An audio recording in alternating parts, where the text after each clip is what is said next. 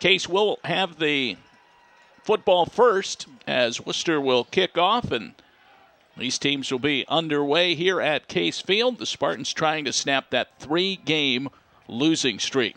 We are somewhat of a depleted team today, as we alluded to earlier. Manny Secre will be out today with an injured right knee. His status is uncertain in the weeks ahead. And Ricky Hanslick will be the starting tailback today for Case Western Reserve. There you see the effects of the wind already, blowing the football off the tee as they are trying to get this game underway. Tyler Gerwig is the kicker. And there is the opening kickoff, and we are underway here at Case Field. Calabrese will take this at the 14, angles middle of the field, across the 30 to the 40, stiff arms a man, past midfield, runs into a pile near the 35, run out of bounds near the 30-yard line. What a return for Calabrese and a great start for the Spartans. And maybe more important is they got the great start and no flag on the play, so they'll stand. Usually when you see a long return like that, there is some push in the back. Somebody will identify an illegal block of some sort. In this case, Case busts it open to start with, and again, instantly knocking on the door. But that's been their problem this year, Dave, is not moving from 20 to 20. They've worn out the turf between the 20s. It's inside the 20 they've struggled. It was a 48-yard return for Calabrese, and Eric Olson is out. Lapsevic will go in motion. They will hand it to Lapsevic on a jet sweep to the near side. Turns the corner, gets to the 29-yard line. They'll pick up. Well, they're going to give him forward progress all the sure way to the will. 27. Already a favorable spot for Case. Looked like he got out of bounds near the 29. They will mark it at the 27-yard line. That's a pickup of 6 for Sean Lapsevic.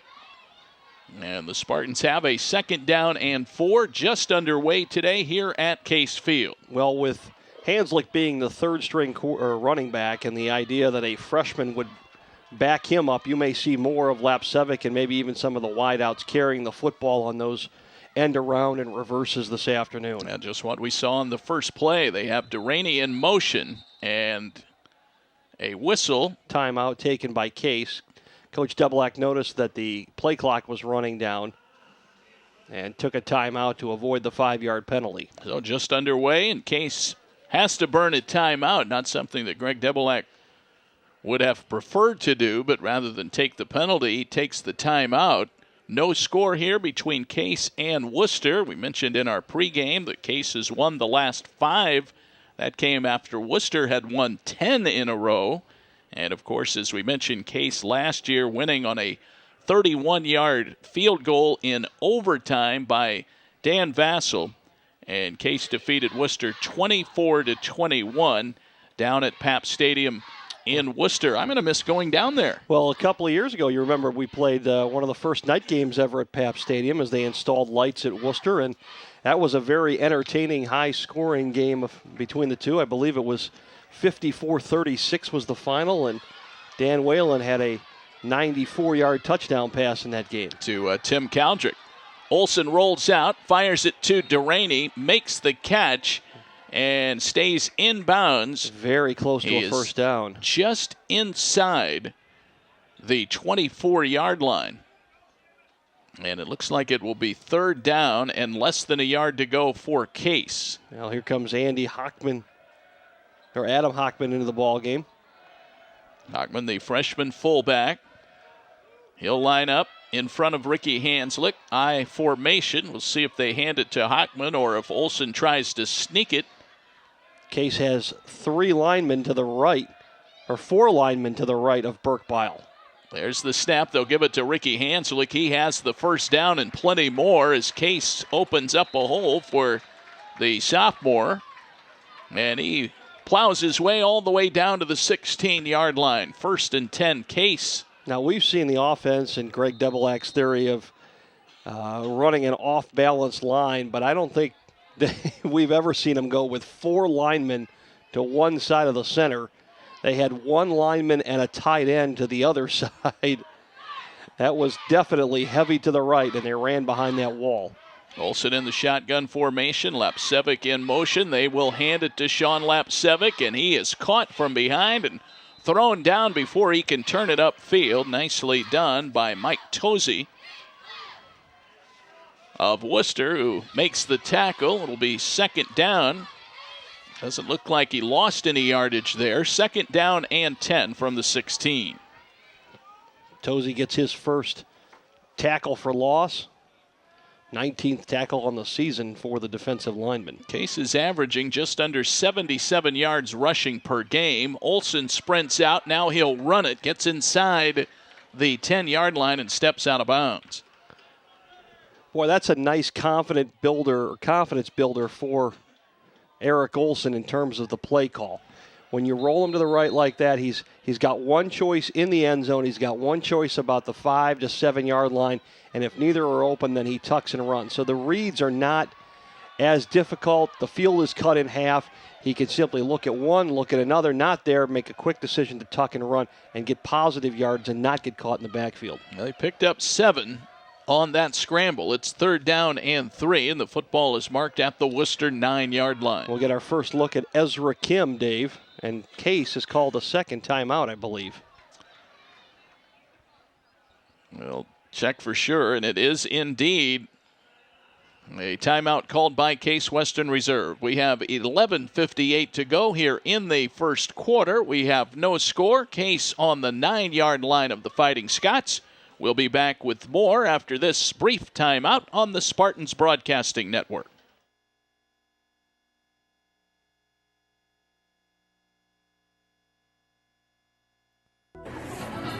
I have this cool cash. What can I do with it? You can turn it into a hot meal at Rascal House. It's the best value in town. What do they have there? Buckets of wings, pasta, sandwiches, salads, and of course, great pizza. Are they open late? You bet.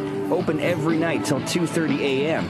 And you can even build your own pizza and order it online at rascalhousepizza.com. Cool. See you at the Spartans game? Yep, and see you after at Rascal House. Eric Olsen in the shotgun, third down and 3. 11:58 to go in the first quarter. Ezra Kim is in. He flanks Olsen in the backfield. Brian Rice lined up as a wide receiver on the right side. Olsen drops back to throw. He's in trouble. Pressure coming and fires it incomplete. Looking for Brian Erb. The pressure finally collapsed around Olsen. It'll bring about fourth down and 3, and Case will look to get some points on the board as they bring out Juan Kuhn Park for a field goal attempt. Olsen missed an opportunity there. Kim floated out into the left flat, was wide open. Wooster had reacted to the crossing patterns, and Kim had a lot of green in front of him. Mike Valeriano is the snapper. Tap Tasker is the holder. This will be a 26-yard attempt. Here is the kick. It is up, and it is good.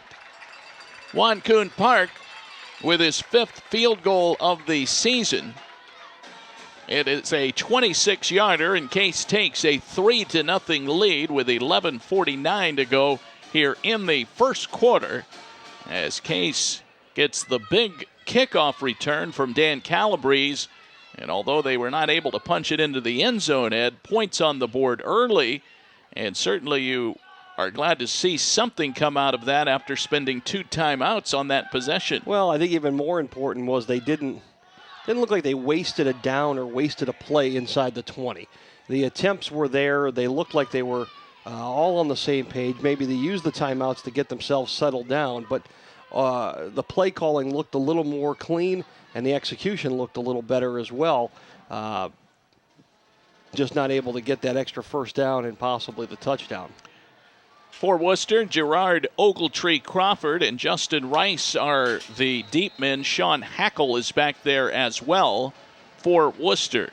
We've seen Gerard Ogletree Crawford with some very nice returns over the years. This one will bounce to Hackle. He'll take it at the 17, out across the 25 to the 30, and out near the 35-yard line before he is finally tackled by Michael O'Donnell of Case Western Reserve, and the Scots will come out trailing 3-0 with 11:42 to go here in the first quarter. Officially for Case, 24-yard drive, took 7 plays and 3 minutes and 11 seconds off the clock. Lead 3-0 early on here in the first quarter. The quarterback is Richard Barnes. He wears number 8. He'll take the snap. He'll throw out of the backfield. That one's caught by Jordan McIntyre. Far side, he runs out of bounds near the 40-yard line. Pickup of 5. Second down and 5 coming up for the Scots. That's a pitch and catch combination we've seen a lot of over the years. As Barnes is a junior, McIntyre is a senior, and both saw action as early on as their freshman seasons. Barnes has thrown for 660 yards and 6 touchdowns. Keeps this one on the ground. Not much running room there. It'll be third down coming up for the Fighting Scots. They handed that one to Jimmy Tomkupsik, and he picks up 1, and it's third and a long 4 for the Fighting Scots. Another local product out of Kenston High School in Chagrin Falls. Football at the 41. Barnes back to throw on third down. Has some time. Now he is in trouble. Runs for it. Had Watson holding on to his arm. He goes across the out-of-bounds line, and we'll see if he got the first down. I think he'll be a little short. He's going to be short, and it's a good play. Actually, the defensive line, very good play for Case there. Their first instinct as a defensive line on a pass play is to push upfield, but all 4 of them pushed but didn't over-pursue. Forced Barnes to stay in the pocket till things broke down in the secondary, and he had to run.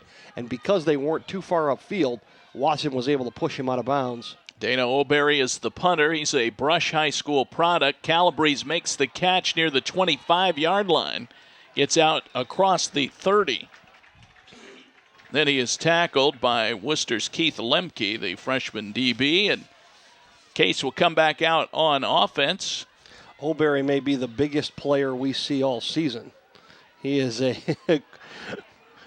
quite the large tree, yes. 6'8", 225 out of South Euclid. 3-0 Case, 10:21 to go here in the first quarter. Case moving left to right here in quarter number 1.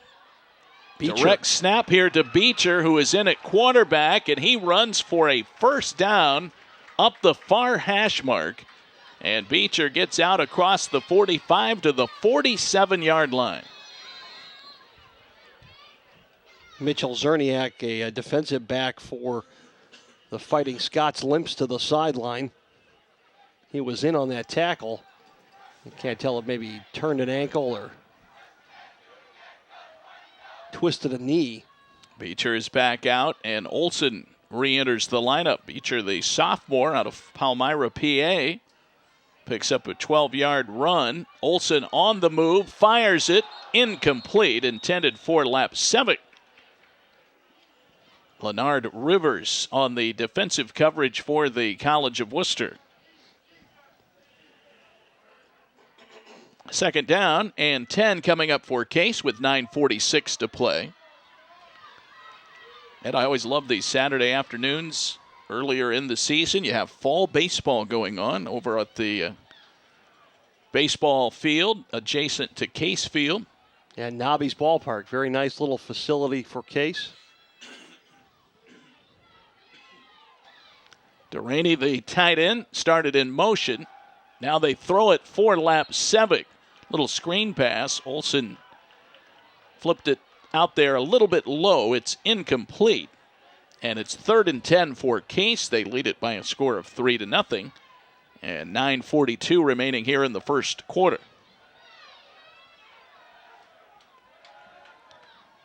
Case in the blue uniforms today. Here at home, the white helmets with the blue Spartan logo. The College of Wooster in their traveling white uniforms with the dark helmets.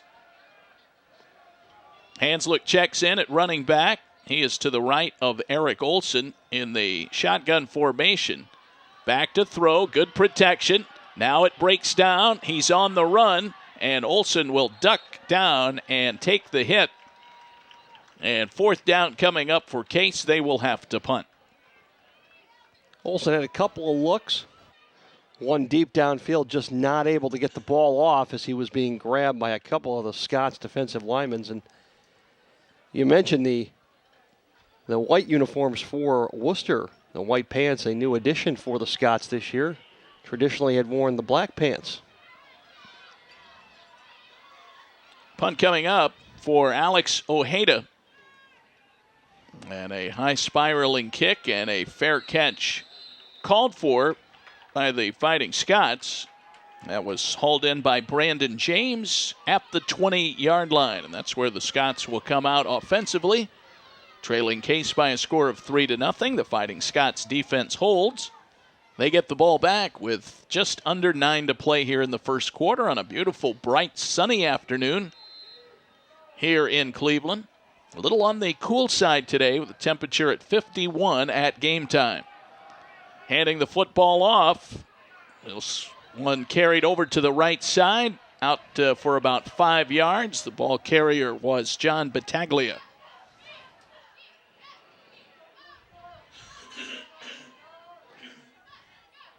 Battaglia is a big runner. 5'11", 195, but the way he looks in his uniform, Dave, that might have been with 1 foot on the scale. He looks a lot bigger than 195. He comes up with a 5-yard pickup there. They'll snap it back to Barnes. Hands it straight ahead. And not much daylight there for the Fighting Scots. Well, that whistle was late. Battaglia was stopped. Momentum was pushed back, and as he was being pushed back, Case stripped the ball loose, and then the whistle came. I'm always surprised, Dave, on those plays when they're obviously stacked up and obviously no movement, and yet the whistles are that far delayed from the officials. It'll be a 3rd and 4 for the Fighting Scots. Barnes takes the snap. He will fire it out in the flat, almost intercepted by Kerry Dieter, who jumped the route and was able to knock it down. That forces 4th and 4 for the Fighting Scots, but a great defensive play by Dieter. Well, Dieter knew that he had over-the-top help. Calabrese was on the backside for him, so even if he jumped the route, if the ball was caught, it was going to be a first down anyway, and then he still had Calabrese behind him for support, so not a bad risk taken by Kerry Dieter. High snap.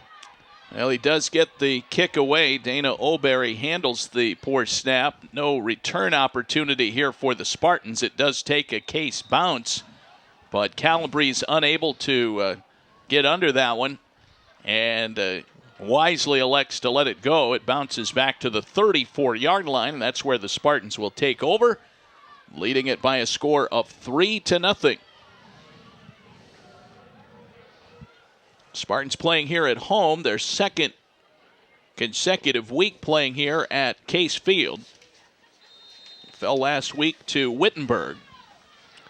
Bye week next week.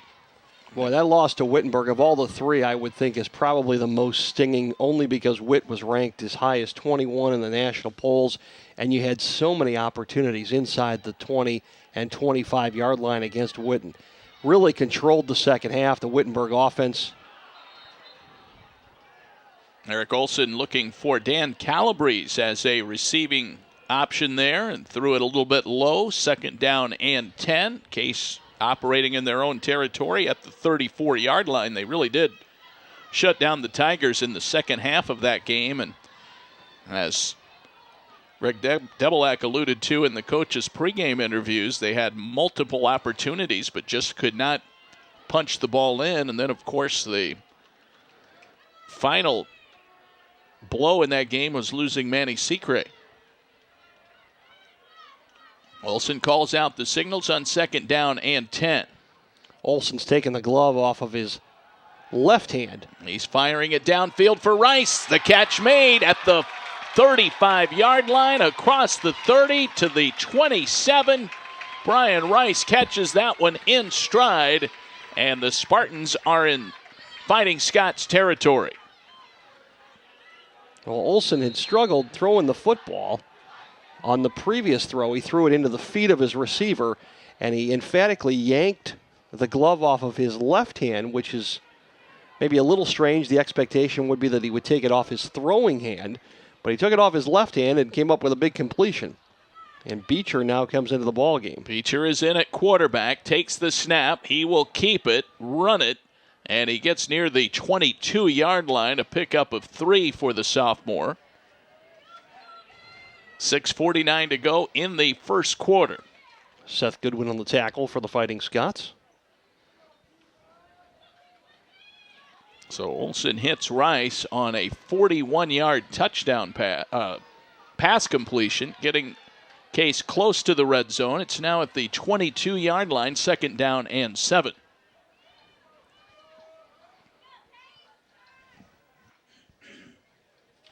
Hanslick checks in.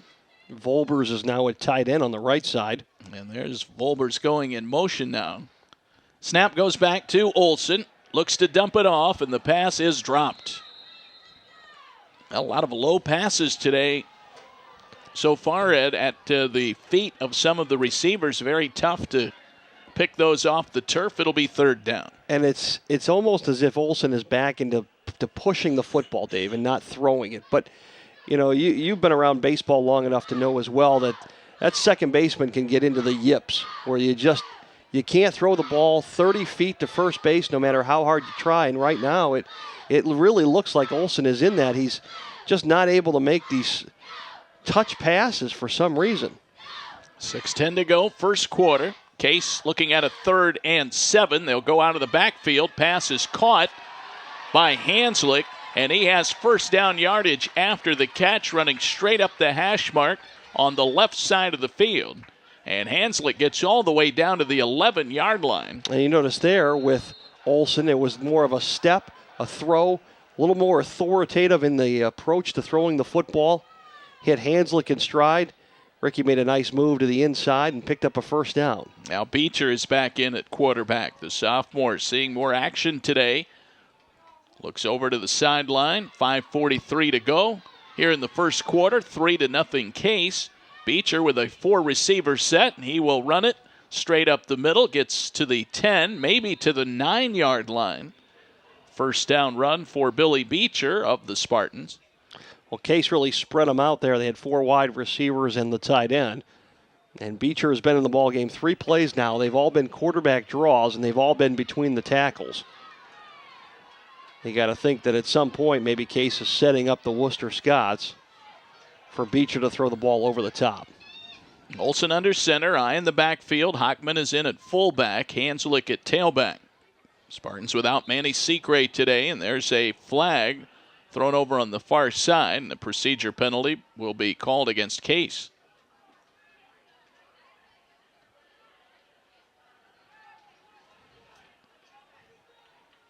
Case not yet willing to I don't know how you can call it. Well, they called the penalty on the tight end, number 8, and Volbers is allowed to set his hand down and pull it back up. One of the officials claimed that it was that Volbers put his hand down and came back up, but there's no wide receiver on that end, so Volbers is technically the end on that side of the field and is allowed to put his hand down and reset himself. Well, I think that's what the officials have discussed, and they are going to pick that flag up. Well done, partner. Now, Case so often does have an offset line or where the tight end is covered by a receiver and making him an interior lineman at that point, but in that setup they did not have it. 2nd down and 8 from the 9-yard line, so Case can get a first down at the 1. Olsen rolling out. Fires it toward the end zone. Caught. Touchdown, Spartans. Sean Lapsevic hauls in the 9-yard touchdown pass from Eric Olsen. And the Spartans extend the lead now to 9-0 with 4:45 to go in the first quarter. That pass had a little bit of authoritative stuff behind it as well for Olsen. Again, avoided the rush, didn't panic. And other times you'll see him maybe put his head down and not look downfield. There, Olsen kept his eyes up and was able to find Lepsevic in the end zone. Juan Kuhn Park out for the extra point. The kick is on its way. It is up, and it is good. And the Spartans have a 10-0 lead.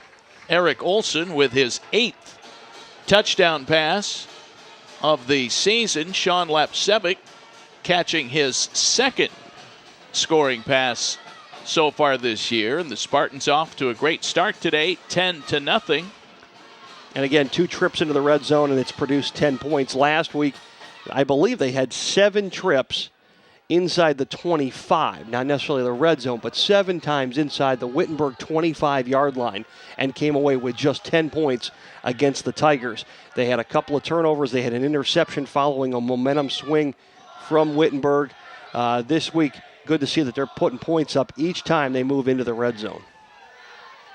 Wancoon Park will prepare to kick this one off to the Fighting Scots. Case with 2 scoring drives here in the first quarter. And Eric Olson so far today, 4 of 9 for 64 yards and a touchdown. He had that 41-yard pass to Rice as well. Ogletree Crawford from the 15 sprints out toward the 30-yard line, then hits the pile. Case has jarred the ball loose, and they have it. A fumble on the kickoff return, and the Spartans take over at the 25-yard line.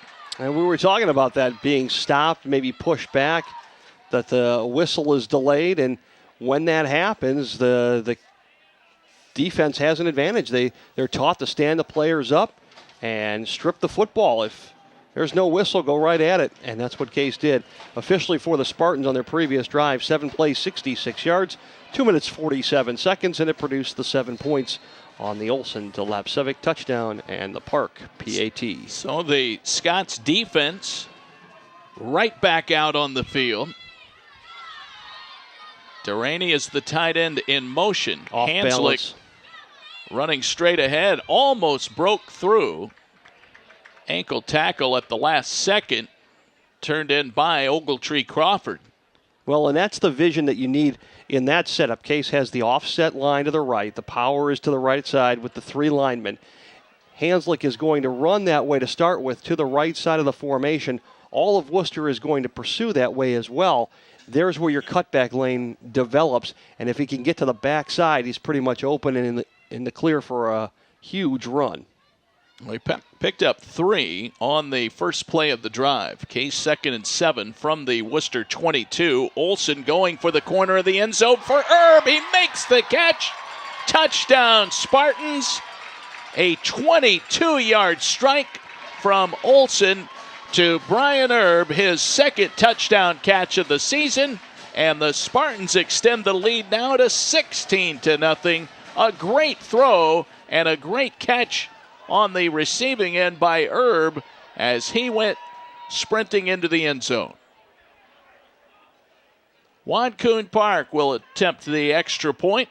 Tap Tasker with the hold, and the kick is up, and it is good, and Case takes a 17-0 lead with 3:50 to go here in the first quarter. We'll be back with more from Case Field in just a moment on the Spartans Broadcasting Network.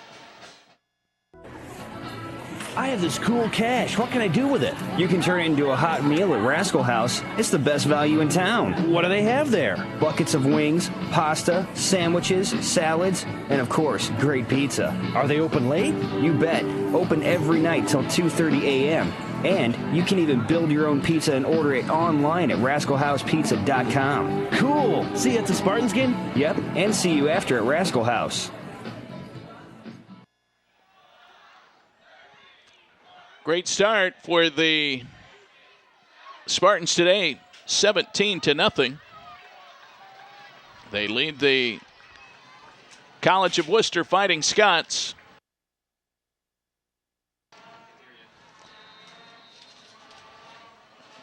(17) first quarter points. The cheerleaders who have to do the push-ups getting a little tired here early. Either that or they're the warmest people in the stadium. Justin Rice on the return for the Fighting Scots. Gets out across the 30-yard line. Cut down near the 31. That's where the Fighting Scots will take over. Well, in a blink of an eye, Case has put up 14 points. Less than a minute, Case has taken a 3-0 lead and extended it out to 17-0. They had the 7-play, 66-yard drive, the turnover by Wooster. 2 plays later, Case is in from 25 yards out. 3:43, quick screen pass caught out on the near side by Jordan McIntyre, and he's quickly cut down. Ryan Ferguson coming up out of his linebacker, strong safety position. Wade Self also there to make sure on the tackle. Ryan Ferguson, the team's leading tackler, came into today's game with 49 tackles, so over the 50 mark now. Kevin Nossum and Wade Self second on the team with 44 apiece. Barnes will keep it. The quarterback spins and gets back close to the original line of scrimmage. It'll be 3rd down and 11 for the College of Wooster. Wade Self is going to come to the sideline. Scott Campbell's going to check in at linebacker. Campbell, a player from Chagrin Falls High School, junior out of Chagrin Falls. John Battaglia lines up in the backfield with Richard Barnes. And Battaglia from rival of Chagrin Falls, Kenston. This one caught for first down yardage on the Case sideline as they find McIntyre again. The senior out of Steubenville makes the grab. Nice throw by Barnes. And a 3rd down conversion for the Fighting Scots. And the drive lives on. 1st and 10. That one all the way out to the 44-yard line. Pick up a 14 on the play. Barnes, a little over 50% completion rate on the season. Handing this one up the middle, that's Battaglia. Picks up about 4. He gets out close to the 48-yard line. 17-0 Case. We have 1:55 to go here in the first quarter. Marcus McCalla is the defensive coordinator for Case. And Marcus in his traditional shorts outfit. With the Case visor. And shouting out his defensive instructions to his defensive unit. I think Marcus's decision as to whether to wear pants or not is whether or not it's above or below freezing. On the handoff to Battaglia, and the Spartans, Adam Watson and Kevin Nossum get in there to break up that play. Short gain, and another 3rd down now for Wooster. It'll be 3rd down and about 5. Football is at the Case 49-yard line. And Battaglia will go to the sideline. Barnes will drop back in the shotgun formation. 3 receivers set. Now he wants to run it. He will go for it. He has the 1st down. Bounces to the outside across the 45. Lost some ground. And he is tackled back at the 45-yard line by Ferguson. And Barnes is going to have to come out of the game. Lost his helmet, I believe, Ed. Yeah, as he was turning back and he got hit. Now Barnes had a good stiff arm, and he put his hand right on the top of a Case helmet, and then in the process of getting flung down to the ground, his hat just popped right off. Brett Frangillo will come in. He is a former starter. We saw Frangillo start the game last year down at Wooster. Frangillo will keep it, and he gets back to the line of scrimmage. No gain as he is hit and knocked down by Michael Harris. Yeah, Wade Self was there first, really kind of created some confusion on the play. Self on a run blitz right up the guard's center gap. Barnes is back in now after sitting out a play. Justin Rice wide to the left. They have Jake Zolden in a slot position on the left side, and I believe Wooster. Nope, that's the end of the first quarter. Final play of the first quarter, and it was a good one for Case. 17-0 Spartans. They lead the College of Wooster Fighting Scots in this final installment of the Baird Brothers Trophy game. Second quarter action is coming up in just a moment on the Spartans Broadcasting Network. Cleveland Marriott downtown at Key Center offers the versatility and reliability to meet your unique travel and meeting needs. From smart spaces to practical amenities to world-class service, our flagship hotel will deliver the quality experience you expect, backed by the Marriott name you trust. At Cleveland Marriott, we have one goal: to serve you better. Book your special Case Western Reserve rate by visiting us at clevelandmarriottdowntown.com and entering promotional code C0N. Have you heard the news? The Intercontinental Cleveland has earned its 9th consecutive 4 Diamond Award from AAA in recognition of its high-quality accommodations and exceptional service standards. Planning an important event like a corporate meeting, annual conference, fundraising gala, holiday party, or a highly personalized wedding? Choose excellence in Intercontinental Cleveland. Our planning professionals will take time to consider every detail and lead you through an experience that is proudly world-class. Call us today at 216-707-4100 for more details or to request a tour of our spectacular accommodations. Underway in the second quarter here at Case Field. David Wilson along with Ed Dougherty. Mike Becker is our producer and director today, stationed up top in the cold confines of the Case Field press area. Barnes firing an incomplete pass. It is 3rd down and 10 from the Case 45-yard line. Wooster moving left to right.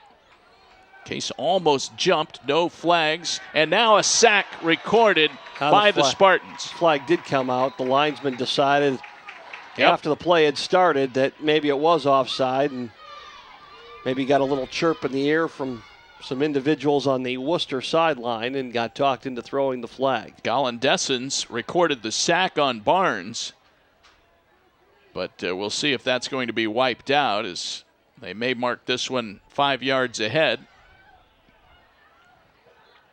And indeed they will. This will be walked off to the 40-yard line, so no sack for Gallandessens.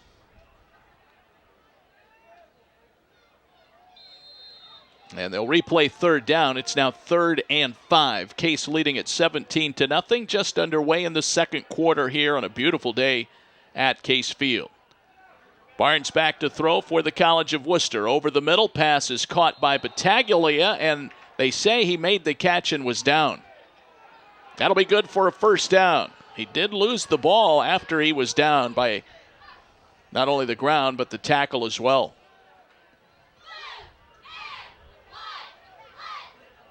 First down toss for Richard Barnes.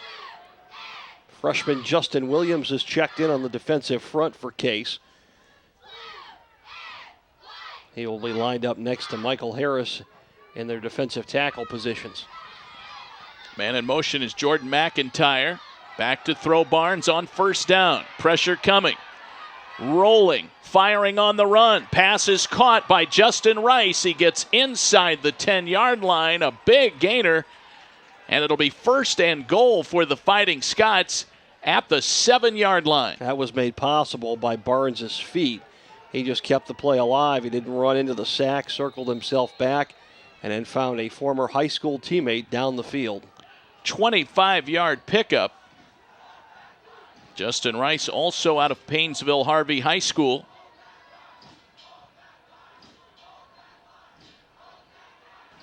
.39 and counting here in the first half. 17-0 Case, but Wooster threatening. They will hand it off to Battaglia, and he plows ahead and gets to the 1-yard line. Wade Self makes the stop to keep him from getting in, but it is now 2nd and goal from the 1. Definitely a hard man to stop. Battaglia, 5'11", 195. I'm just not sure that the scale was right, considering how he looks and how he plays. Case did a nice job stopping the quarterback sneak there, Dave, much like they did a couple of weeks ago at Ohio Wesleyan. On the opposite kind of play, where Wesleyan was trying to get themselves out of the end zone and out of the goal line, linebackers did a nice job stuffing the play. And you're referring to the safety that wasn't called. That's right. 3rd and goal from the 1. Either on that play or on the next one, the following incomplete pass, yes. 17-0 Case. Barnes will work from the shotgun this time. They will hand it to Battaglia again, trying to finish the drive, and this time he does. It was the spin move that got him in the end zone initially. Stopped short of the goal line, rolled to his left, and rolled into the end zone for the touchdown. Battaglia's first rushing touchdown of the season. He really has not carried the ball much so far this season, but he's seeing more action today. And it's 17-6 as Wooster gets on the board. Well, the big play in that drive, the 25-yard pass to Justin Rice. Fighting Scots will send out Tyler Gerwig to kick this one through. The holder is Zach Wiedrich. Long snapper is Mitchell Zerniak. Here is the kick. It is up, and it is good.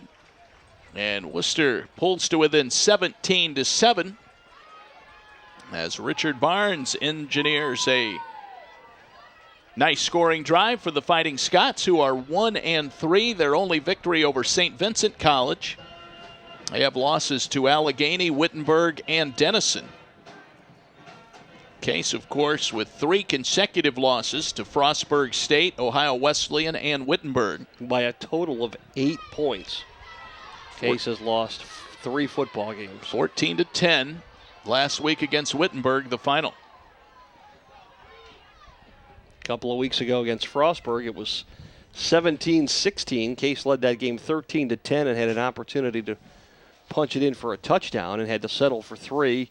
Eventually, Frostburg, in the final 5 minutes of that ball game, went down the field and got a late game-winning touchdown with just over a minute to play. Well, Richard Barnes, 5 of 7 today for 49 yards. Has not thrown a touchdown pass, but got him close, and punching it in, John Battaglia. Here is the kick from Gerwig, and a deep kick will go into the end zone. Calabrese will bring it out from a yard in. Gets to the 15, to the 20, out across the 25-yard line. He is tripped up there and tackled by the Fighting Scots. Mitch Zerniak, the sophomore out of Newton Falls, Ohio, records the stop, and the Spartans will take over offensively with a lot of time left here in the second quarter. 12:22 to go before halftime. The offense has been very efficient this afternoon. Hockman's going to come to the sideline, Dave. He turned an ankle, it looks like, on that kickoff coverage. So Case will be without their fullback or blocking back for a couple of plays. Olsen starts out of the shotgun formation. Lapsevic will give it to Erb on a reverse. He'll throw it to Olsen. The catch is made at the 35 to the 40. Still on his feet, steps out of bounds right near midfield as the Spartans pull out the trick play. And Eric Olsen makes the catch from Brian Erb. Well, Olsen did a nice job of selling that he was done with the play after he handed it off. Just kind of floated into the right flat and didn't really do much until Erb had picked up the football on the pitch, then sprinted downfield, and by that time he had wide open area in front of him. 23-yard pickup on the trickeration. And it's a first down for Case. 1st and 10 from midfield. Olsen hands it to Ricky Hanslick, playing on a sore ankle, gets to the 45 straight ahead on the hash mark, and it'll be 2nd down and 5 coming up for Case with under 12 to play here in the second quarter. Well, Brian Erb now 1 for 1 in his career throwing the football at the collegiate level. Caught a touchdown pass earlier, a 22-yard strike from Olsen. So then he returns the favor with a 23-yard pass to Eric Olsen. Hanslick, the lone setback.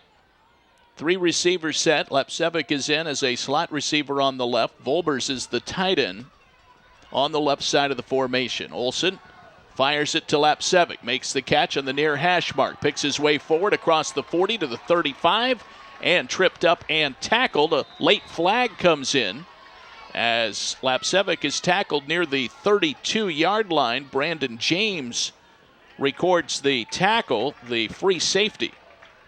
It was a personal foul against Wooster is the call, Dave. Apparently somebody took a swing at Hanslick near the end of the play. It was a blow to the helmet. It'll cost Wooster 15 more. And following that inside screen pass, they did a nice job, did Case, on the play, in that ordinarily Volbers, the tight end, is locked in a set position. There he was standing in the slot, gave him an extra step to get out and make a good block downfield along with Andy Burkbile.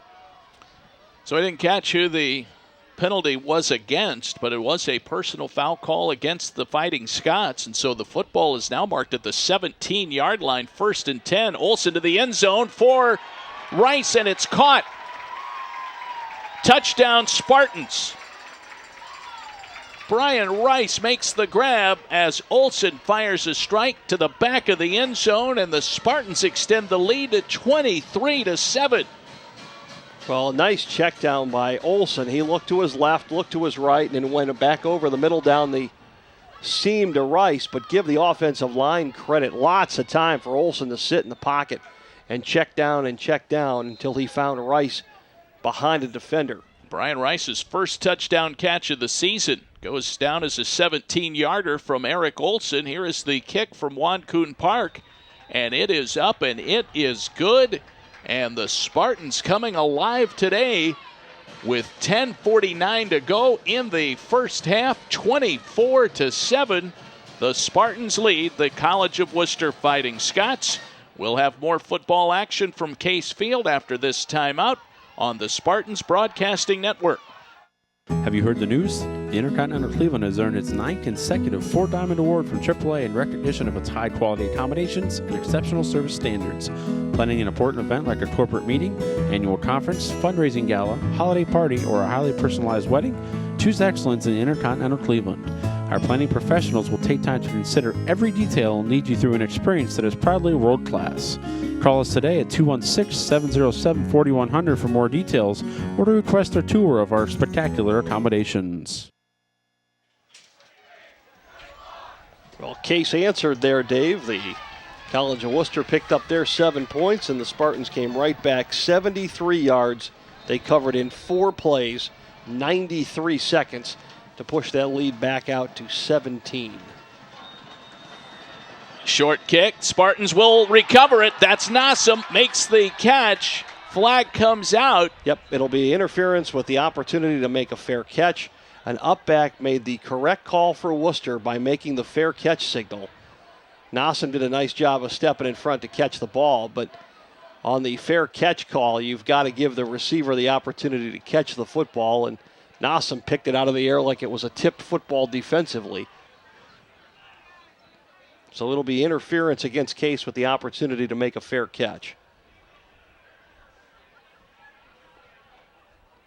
I didn't see who the upback was, but ordinarily you're not going to find 4 or 5 players along the front that have the football instincts to make that call when a ball is in the air in that sense. So they will walk off the penalty from midfield. And it will be spotted at the 36-yard line, and that's where the Fighting Scots will take over. So that turns into a costly penalty. Well, Case took a gamble there, figured they could catch Wooster sleeping. Ball got popped up right in the air. It wasn't initially banged into the ground, which allowed for the fair catch. Yeah, not your traditional onside kick approach, as Barnes tries to keep it and dives straight ahead and was tackled by Colin Dessens of the Spartans. Gets to the 33-yard line, 2nd down and 7 for the Fighting Scots. Sean Hackle and Jordan McIntyre are the receivers on the right. They line up Jake Zolden as a slot receiver on the left. There's another receiver wide left as well. McIntyre gets the fake. Now they fire the pass. It's caught out of the backfield by Battaglia, but he is wiped out. No gain. Dieter, Calabrese, and Nassam all converging defensively on Battaglia, who caught the screen pass, but it's 3rd and 7. Well, both Dieter and Calabrese must have read something initially off the look, because Dieter, almost as soon as the play started, Dieter let his receiver just run right past him and pursued up on the play for the underside screen pass with no over-the-top help for Dieter. 9:37 to go in the first half. We're in the second quarter. Barnes steps up, looking for a target. Still wants to throw it. Fires it deep downfield. pass is caught, but they say out of bounds. Well, he finally found an open receiver. Dessens is hurt. Jimmy Tom Kufsick caught the pass but was out of bounds, but the question now is the severity of an injury to the Case player. You said that was Dessens, Ed? Yes, Colin Dessens on the ground. Dessens has already been fighting through an arm injury, Dave. He's had his arm heavily taped for the last 3 football games. And Dessens is not moving. Now there's some movement in his legs, which is a good sign. Well, all of the players take a knee here with 9:26 to play in the second quarter. It is 24-7 Case as the training staff and medical staff take a look at Colin Dessens. Dessens, the senior, 6'1", 240, out of Hopewell Junction, New York. And, well, one of the trainers just got up and they just called for the stretcher. You see Greg Debelak over there as well, taking a look at Dessens. He has not been moved after landing face down after that play. And so Dessens, although we did see him moving his legs a moment ago. Yeah, hopefully they're precautionary, just asking him to be still. We have seen some flinching of both legs, which is a good sign. But now a medical staff or coaching involved from Case Western or from Wooster as well is going to come take a look at Dessens. Greg Debelak talking with Mike Schmitz, the head coach of the Fighting Scots, and letting him know what's going on.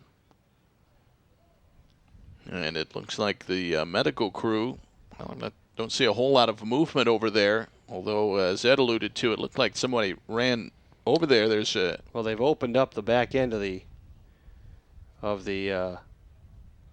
ambulance, and it does look like they're going to pull some equipment out.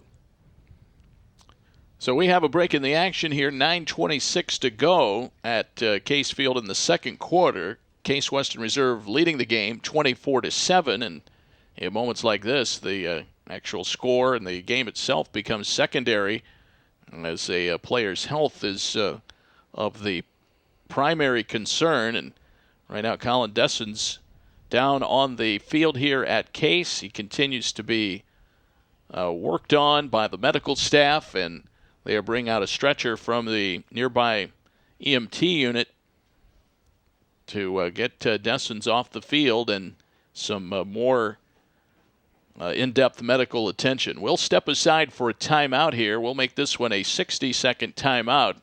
We'll have more coming up from Case Field as our coverage continues in just a moment on the Spartans Broadcasting Network. This year, Qdoba will cater like 10,000 parties. Where? When? I'm there. Well, these parties are hypothetical. I was just talking about Qdoba catering. Hot taco bars with fire-grilled chicken and marinated steak, flour tortillas and taco shells. You'll also get their hand-smashed guacamole, cheese, sour cream, lettuce, and salsa. They'll deliver to your home or office, and they'll even set it up. Can I bring a guest? Oh, boy. Visit Qdoba.com today for more information about Qdoba catering. Qdoba Mexican Grill. More to explore. In search of an extraordinary dining experience where you're certain to enjoy the ambiance as well as the menu? Table 45 Restaurant and Bar is the award-winning mixed culture restaurant located at the Intercontinental Cleveland, offering world cuisine created by accomplished local chef Zach Brule. Open every day, the atmosphere at Table 45 is relaxed yet inspiring with weekday chill-out happy hours, a behind-the-scenes chef's table, and outdoor dining on Patio 45. Call for more details or reservations at 216-707-4045 or visit us at tbl45.com or on Facebook.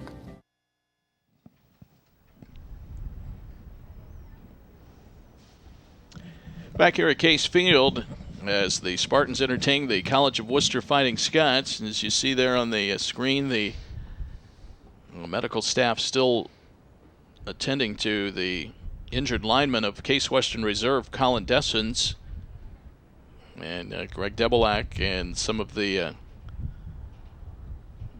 physicians and medical staff talking, I believe, with Colin's parents who have come down on the field. And just judging from the conversation, Ed, and this is all speculation on my part, it looks as if they are communicating that this is a precautionary, which obviously that does not take the concern away, but just based on the way they were talking with each other, it looked as if they were communicating that. And again, that's speculation from the booth, not from the field. Right, but looking at their body language and such, appears to be the severity level doesn't seem to be extreme. Maybe is high or very high, but not some of the catastrophic injuries that you've seen. Boy, Ed, the Case Western Reserve Spartans this year have just been decimated by injuries, and here is another case where a player who's extremely important on that on the line is down, and obviously, again, the football aspect of it is secondary to the health of the players. But boy, I tell you, the Spartans just have not been able to catch a break in terms of the overall health of their team. No, and defensively, you're already playing. Michael Fiermonte is not playing today. Officially had a stinger, and we saw that last week where he came off the field and was trying to get some medical attention to his neck and tried to go back in the game, and they wouldn't let him. And apparently during the week as well, he was more animated about playing, and the coaching staff made the decision to hold him out of this game. If there is a silver lining to an injury that you would sustain here at Case, and we've seen a couple over the years, Dave. We saw an injury with an offensive lineman a couple of years ago, severe leg injury. I believe it was Oberlin. Yeah. We've seen some other players. The medical facilities within 15 blocks of the stadium here are world class, and the availability of high-level medical care for sports injury is one of the major advantages to the Case community, and it's one of the selling points both of the university and for the neighborhood and for the city of Cleveland, for that matter, to have such highly regarded medical facilities. Cleveland Clinic University Hospital right here in and around, interwoven with the campus. Well, as you can imagine, it is nearly silent on the field as both teams await the medical staff to get Colin Dessens up on the stretcher and headed off the field to meet the ambulance.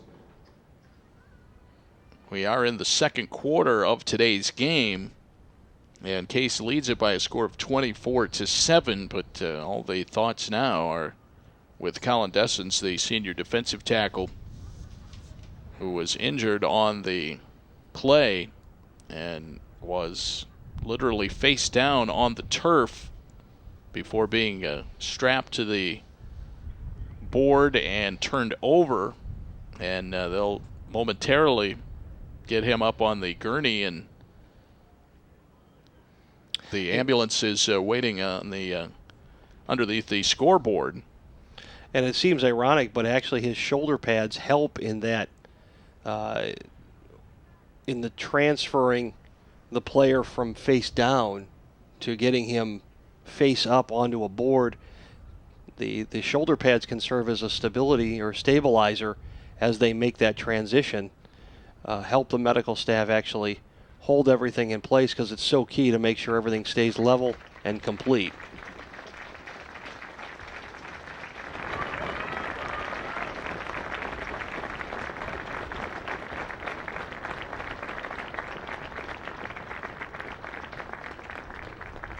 Well, obviously we will, likely not have any kind of word back on Colin's condition.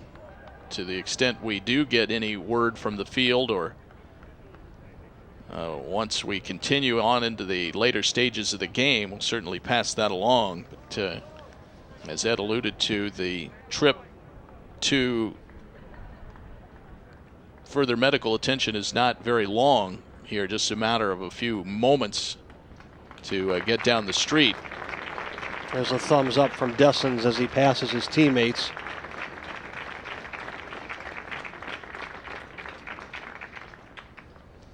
Yeah, that has to be very difficult for the players to continue now in the football game, not only just after the long break, but with that on their mind. Yeah, and it would I would think that it affects both sides maybe equally the same, in the sense that you see either a teammate or a competitor being taken off the field on a stretcher. It has to play in your mind, especially if you're an interior lineman or in that same position that Dessens was in.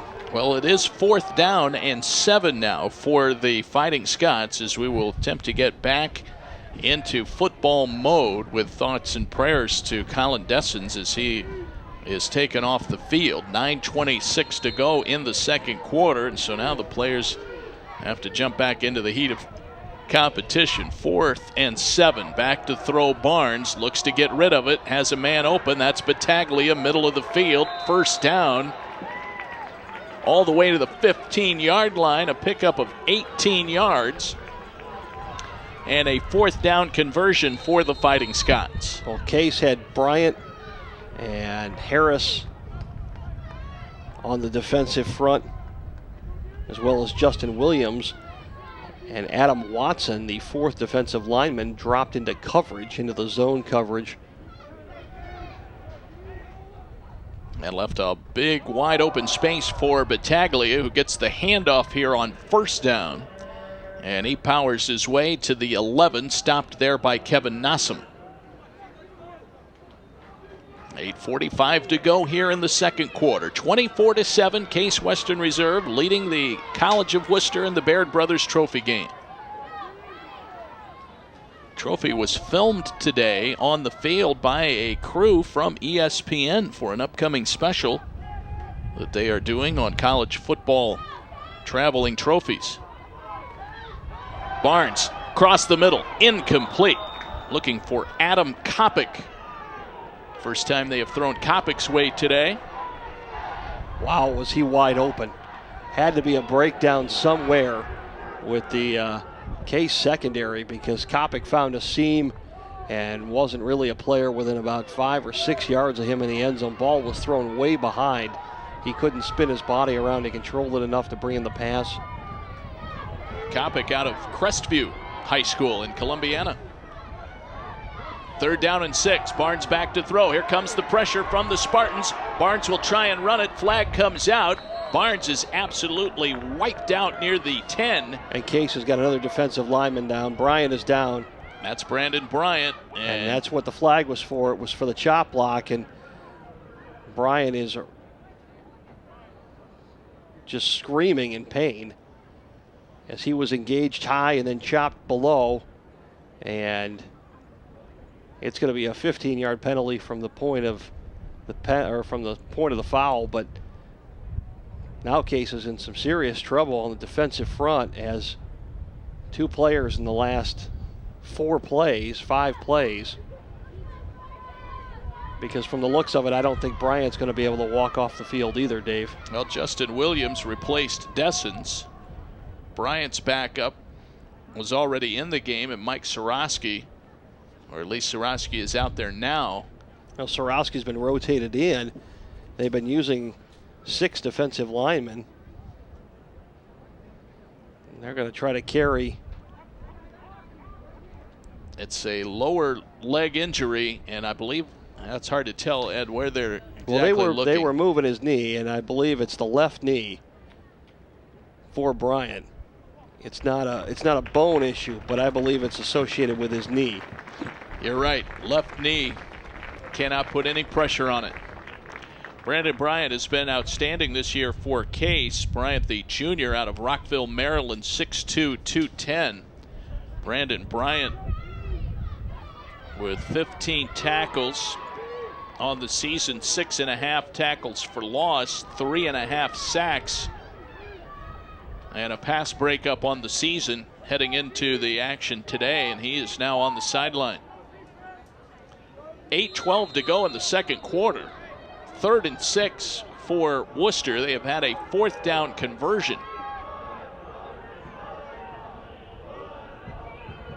The football is marked all the way back to the 26-yard line. It's 3rd and 24. 3rd and 16 now. Well, you're right. Yeah, 3rd and more than that. Calabrese almost an interception at the goal line. Knocks down the pass as it was thrown out there for Sean Hackle. Incomplete. And now you're looking at a 4th down. And you're right, Ed. You're looking at about a 4th and 23.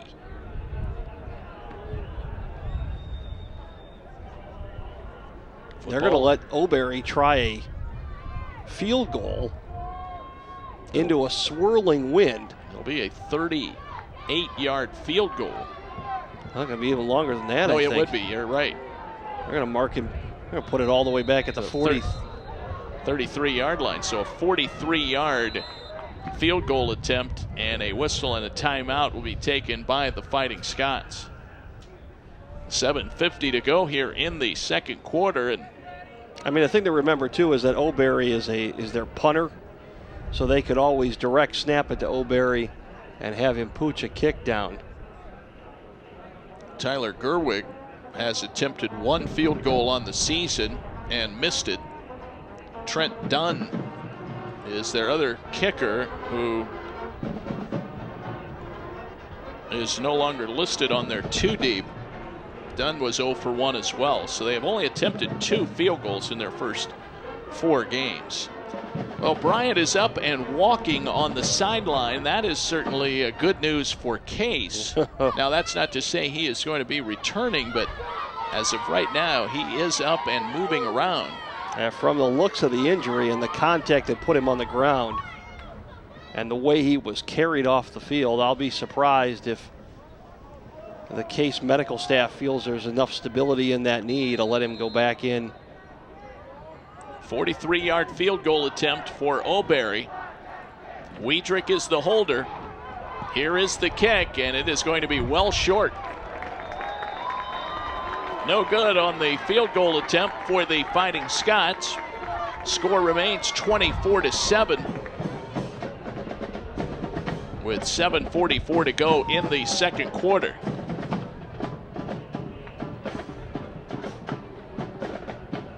Case will come out and take possession of the football at the 26-yard line. Operating in their own territory, Erb drops out wide to the right. Lapsevic in a slot position on the right. Brian Rice is the receiver on the left side. Beecher is in the game as the quarterback, running behind the fullback Hockman.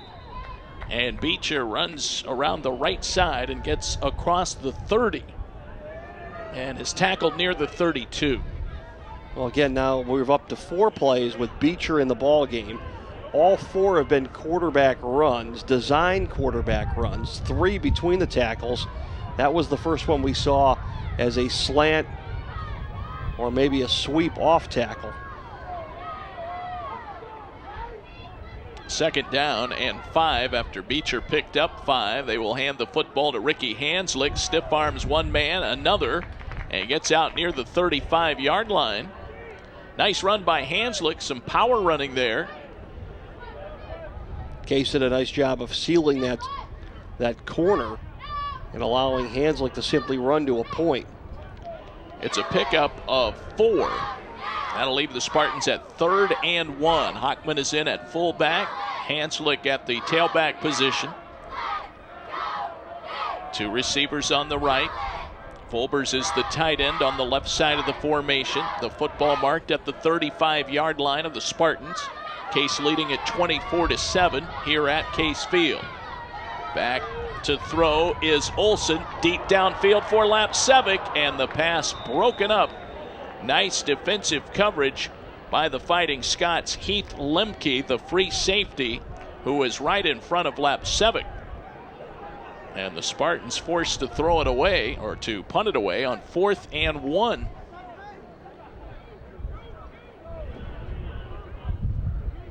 Spartans took a shot downfield, and the throw was on the money, but broken up by Lemke. Hanslick did a nice job of picking up the blitzing linebacker which allowed for that nice throw from Olson. Ojeda is the punter, and he will punt it away. This one taken back at the 31-yard line on the punt return by Brandon James. He is quickly cut down near the 36-yard line. Hockman and Watson there for Case. Fighting Scots come out with the Spartans leading it by a score of 24-7. Great to have you with us today for Case football. We appreciate you tuning in on case.edu. We're happy to be bringing you this webcast of today's game, the final installment of this head-to-head series between the Spartans and the Fighting Scots. Jordan McIntyre, quick screen pass, tackled by Ryan Ferguson. They might have lost one on that play. It's going to be 2nd down and 11 from the 35-yard line. Well, Jake Zolden, the wide receiver out there, was responsible for Ryan Ferguson on the screen, and he didn't come anywhere near close to touching Ferguson, who read it right away and was able to make the tackle for the loss. Richard Barnes continues at quarterback for the Fighting Scots. Battaglia is in at tailback. Barnes will throw it. Pass is caught by Kopic out near the 44-yard line, short of the first down. 3rd down coming up for the Fighting Scots, but it'll be a short 3rd down. 3rd and about 2.5. No huddle offense here for the Fighting Scots with 5:09 to go in the second quarter. Case leading at 24-7. I expect this to be either a quick little slant or this will be Barnes on a carry himself. They have done a nice job converting on 3rd down and even 4th down today. Battaglia dives ahead. The Spartans tripped him up, but not in time to keep him from getting the first down. Justin Williams, the defensive tackle in for Colin Dessens, makes the stop, but it's a first down for the Fighting Scots. Football is at the 49-yard line. Still operating in their own territory, but near midfield. By the way, it's great to have a functioning scoreboard today. We have not mentioned that yet, but what a relief to have that information readily available.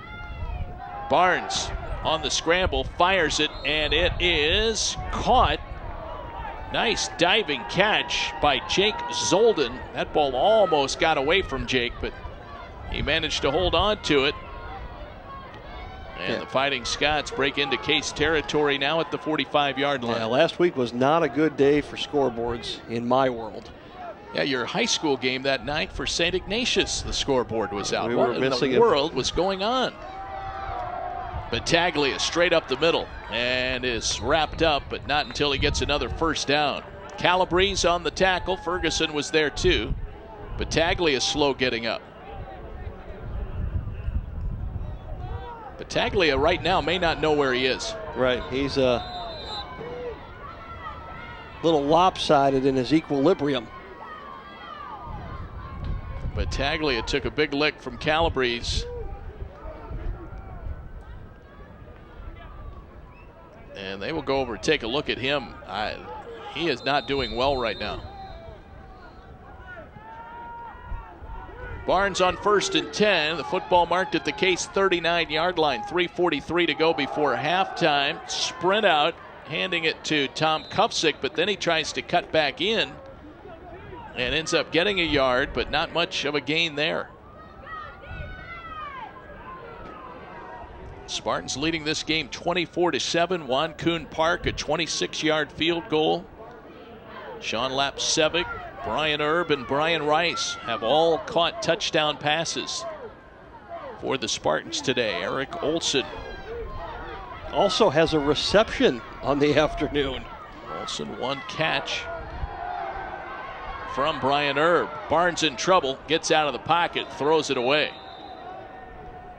Took a hit at the end of the play from Michael Harris, but got rid of the football.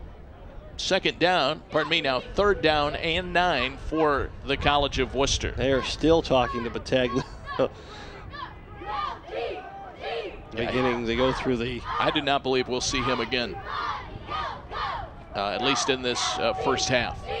Well, they're still evaluating and going through the series of questions.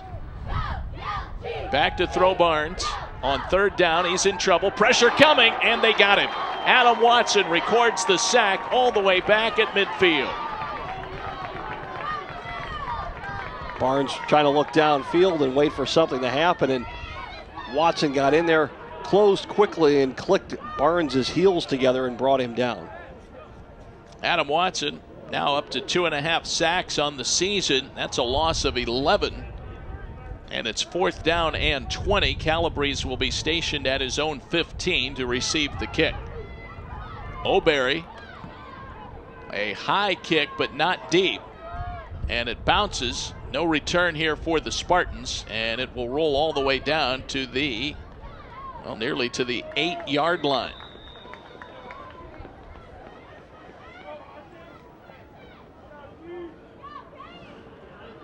.212 to go here in the first half. Very nice kick of 41 yards. No return on the punt by Dana O'Berry. Spartans have lost Colin Dessens to an injury. He has been taken off the field and to a local hospital. To the extent of any update we get on Colin Dessens' condition, we'll let you know, but those details may not be forthcoming by the time this game is over, as he has been taken off site. Brandon Bryant, by the way, was up and watching from the sideline, but did not play in that last defensive series. Olsen hit as he throws it away down the far side. 2:06 to play. Case does have one timeout left. They lead this game 24-7. A little surprised that Case went for the pass there. Figured that they would at least attempt to run the football a couple of times here. Take a 24-7 lead into the halftime locker room. Olsen stays in at quarterback. 2nd down and 10. The football marked at the 13-yard line.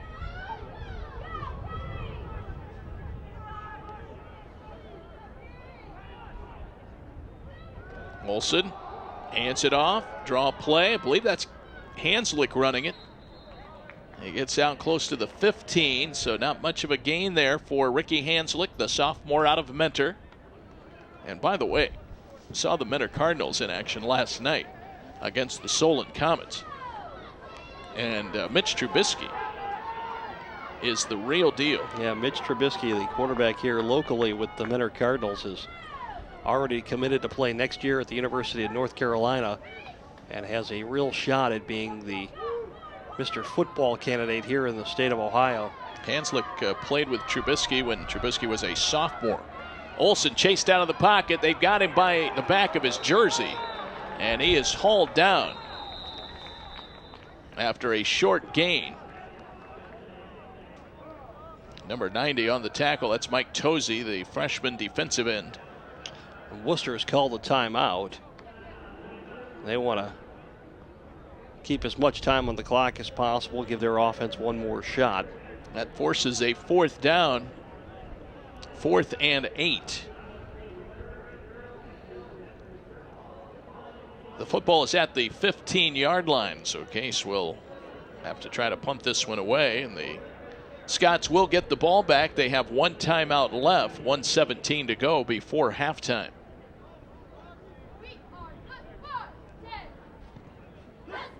Case lost on homecoming Saturday last week against Wittenberg.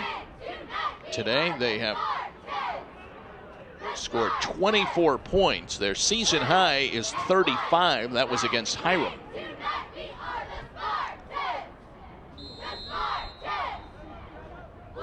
Alex Ojeda back to kick this one away. Here is the snap, and there is the kick. Drifting back, it'll be Brandon James just behind midfield and tried to return it. He was quickly wiped out. Nassam got down there along with Ryan Ferguson on the punt coverage. So no return of any appreciable yardage there, and the Scots will start out at the Case 48. That was pretty close to where Barnes was tackled on the third down play a couple of minutes ago by Adam Watson. So just trading punts back and forth on the teams. Back to throw Barnes. Pass is caught by Adam Kopic. But middle of the field and not enough for a first down, so the clock will run. They will hurry to the line. They spot the football. It's good for 9 yards. 2nd down and 1. 50 seconds left. Wooster does have a timeout. Back to throw Barnes again. Quickly over the middle. That pass is caught down to the 30-yard line. First down. Caught by Justin Rice. Justin Rice, his second catch. They hurry to the line again. 42 seconds left. They move the chains. Back to throw Barnes. Thought about going deep. Now he will throw the ball away as he got out of the pocket on the run. Fires it out of bounds. That stops the clock with 33 seconds left. Second quarter action. Case leading at 24-7. Mike Schmitz is the head coach of the Wooster Fighting Scots, longtime head man. Schmitz in his 13th season. Barnes is grabbed, still got rid of the football to avoid the loss, but incomplete downfield with 27 seconds left. Wade Self came on a blitz there, forced Barnes to move aside. Self was upset that he didn't get the sack himself, but it forced him into the teeth of the Case defense. Adam Watson and Michael Harris also there to really disrupt that pass play. 27 seconds to go. 24-7. Case leading. Back to throw Barnes on 3rd down and 10. He'll go deep downfield. Has a man open in the end zone. Caught. Touchdown. Zach Wiedrich makes the catch. And the Scots score with 20 seconds to go in the half. That makes it 24-13. Zach Wiedrich, his second touchdown catch of the season.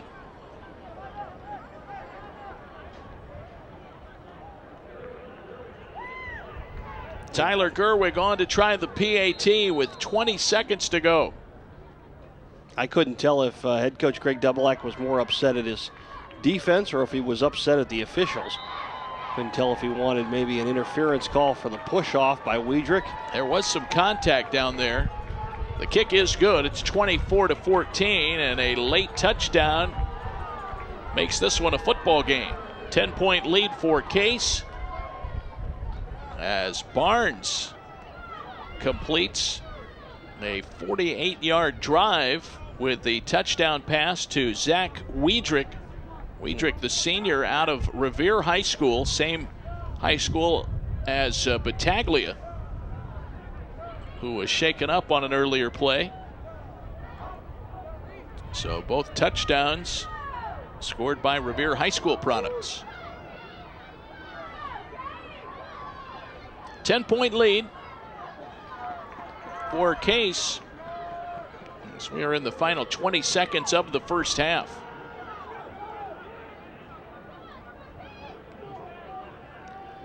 O'Berry will kick this one away.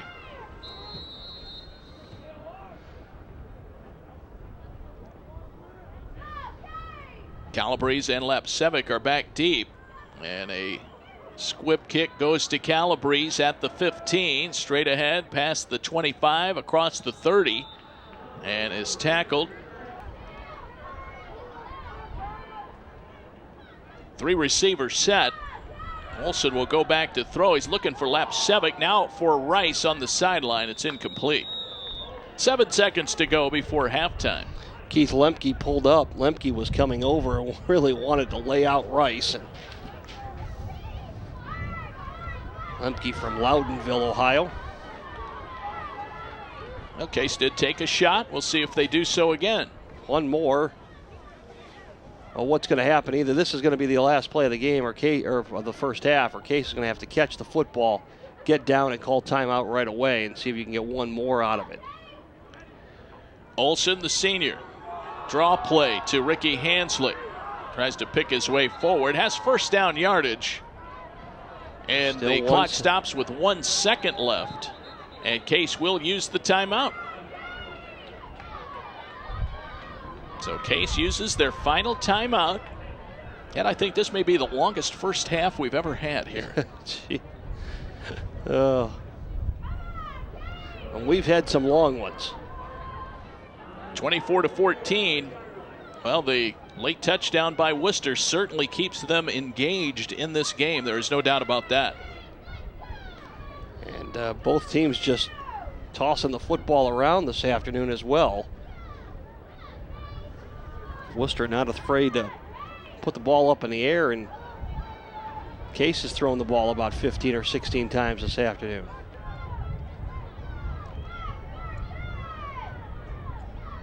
So with 1 second to go in the first half, we'll see if Case can pull a Wabash here. I shouldn't have said that. You're just picking at the scar, aren't you, Dave? Back to throw Olsen. Final play of the first half here at Case Field. Olsen will gun it deep downfield. Let's see if Herb can go up to get it. It is tipped, and it is incomplete, and the half is over. These teams head to the locker rooms with Case leading it by a score of 24-14.